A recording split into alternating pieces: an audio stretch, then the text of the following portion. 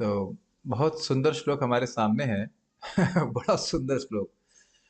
तो क्या एक प्रश्न हो सकता है या विचार हम लोग कर सकते हैं कि क्या अगर कोई भक्ति ना करे तो क्या अन्य तरीकों से पाप कतई नष्ट नहीं होंगे? क्या और कोई तरीके नहीं है पाप नष्ट करने के लिए? आप लोग बार बार भक्ति करो यही क्यों बोलते हो? इसका क्या कारण है? नाम जप करो, ये सब करो, प्रणाम करो, यही क्यों बोलते हो? कोई व्यक्ति सोच सकता है कि और किसी तरीके से भी शायद पाप नष्ट हो सकते हैं। तो इसके ऊपर सुखदेव गोस्वामी कह रहे हैं राजन अर्थात परीक्षित महाराज को, श्रीमद् भागवतम छठा स्कंद पहला अध्याय 18वां श्लोक। प्रायश्चित्तानि चीर्णानि नारायण पराङ्मुखं न निष्पुनन्ति राजेन्द्र सुरा कुंभ मिवापगाः। तो कह रहे हैं प्रायश्चित्तानि चीर्णानि, ये बहुवचन में बहुत सारे प्रायश्चित, बहुत तरह के प्रायश्चित, और ये क्योंकि बहुवचन में है तो उसमें कर्मकांड के जितने भी प्रायश्चित है वो जोड़ लीजिए, या ज्ञान कांड के जितने प्रायश्चित है वो जोड़ लीजिए। अब जो कुछ भी कर ले, बहुत सारे चीर्णानि मतलब बहुत बढ़िया तरह से ध्यान दीजिएगा। प्रायश्चित्तानि चीर्णानि मतलब बहुत अच्छी तरह से और बहुत सारे वह प्रायश्चित कर ले, लेकिन अगर नारायण परांग मुखम, नार परांग मुखम, उसका मुख भगवान की तरफ से घुमा हुआ है, अर्थात उसकी भगवान की भक्ति में रुचि नहीं है, नाम जप नहीं करना चाहता, भगवान को प्रणाम आदि नहीं करना चाहता है, तो कहते हैं ना निष्पुनंती, ऐसे लोग शुद्ध नहीं होते हैं।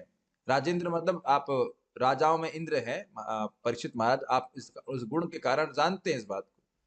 तो मानो अगर परीक्षित महाराज के यहाँ पे कोई उदाहरण समझाइए, मेरे पास समझ में नहीं आई, तो कहते हैं सुरा कुंभम इवापगह। सुरा कुंभ, सुरा मतलब होता है शराब, दारू, और कुंभ मतलब मटकी, जैसे यहाँ पे दिखा रहे हैं मटकी।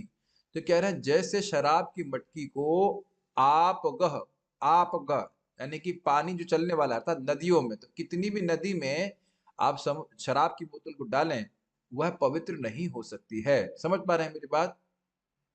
बहुत महत्वपूर्ण बात है। जिस प्रकार से आप शराब की बोतल का ढक्कन कर दीजिए बंद, और वह अलग अलग नदियों में, गंगा जी में, सरस्वती में, सब जगह लेके जाएंगे, लेकिन उसमें से शराब की गंध नहीं जाएगी, शराब भी नहीं हटेगी।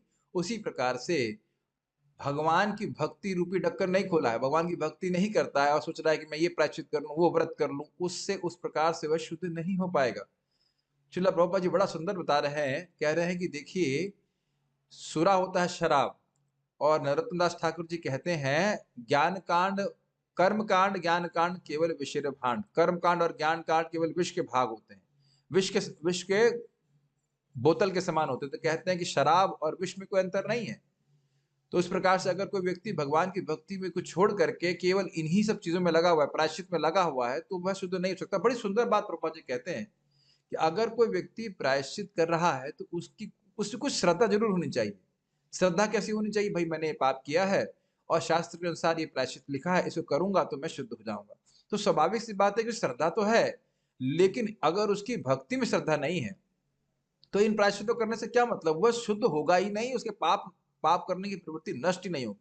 थोड़ा बहुत अगर पाप नष्ट हो भी जाएंगे, अगर मान लीजिए नष्ट हो भी गए, फिर वह पाप करने लग जाएगा। ये आप समझ ही रहे हैं, जगत में लोग थोड़ा बहुत गलती करते हैं, फिर कुछ समय के लिए कुछ व्रत पालन करते हैं, लेकिन फिर वही गलती करना शुरू कर देते हैं।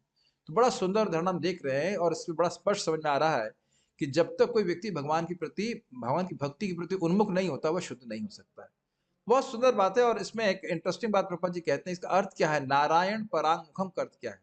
देखिए, इसका अर्थ यह है कि भगवान की भक्ति को सुन करके भी वह इसमें श्रद्धा नहीं रखता। ध्यान दीजिएगा कि प्रायश्चित कर रहा है तो कुछ उसकी शास्त्रों में श्रद्धा जरूर है, लेकिन भक्ति की महिमा सुनने के बाद भी भक्ति के प्रति उसकी कोई रुझान नहीं होता। बहुत इंपॉर्टेंट बात है। जो लोग बहुत कर्म कांड वगैरह करते हैं, उनका ऐसा नहीं शास्त्र में विश्वास नहीं है, लेकिन शास्त्र में प्रतिपादित जो भक्ति की महिमा है उस पर विश्वास नहीं होता। इसीलिए नहीं तो इसी, आप खुद सोचिए ना, कोई व्यक्ति जान रहा है, अगर जाने कि एक ही नाम से अनंत जन्मों के पाप नष्ट हो जाते हैं, तब भी क्या वो कर्म कांड करेगा? क्या और हाको डाको करेगा? इसका और वो नहीं कर रहा है, उधर हाको डाको कर रहा है, भगवान का नाम उच्चारण नहीं कर रहा है, इसका अर्थ है कि भगवान की भक्ति पर श्रद्धा नहीं है। शास्त्र में श्रद्धा है, जो कर्मकांड और ज्ञान कांड को देने वाले शास्त्र है, लेकिन भक्ति में श्रद्धा नहीं है। तो ऐसा व्यक्ति की शुद्धिकरण बहुत मुश्किल है, वो हो नहीं पाएगा। जैसे कि शराब की बोतल वो कितनी भी पवित्र नदी में डाल दो, वो शुद्ध नहीं होगी। तो इसलिए भक्तों के संग में आकर के भगवान की भक्ति की महिमा समझनी चाहिए और भक्ति का आश्रय लेना चाहिए, तो निश्चित व्यक्ति पवित्र हो जाएगा। तो ठीक है, उम्मीद है कि हम लोग शराब की बोतल नहीं बनना चाहते, हम लोग सब भक्त हैं, भगवान का नाम जप करते हैं, और कोई संदेह नहीं कि नाम उच्चारण करने वाले का शुद्धिकरण हो ही जाएगा। हरे कृष्णा।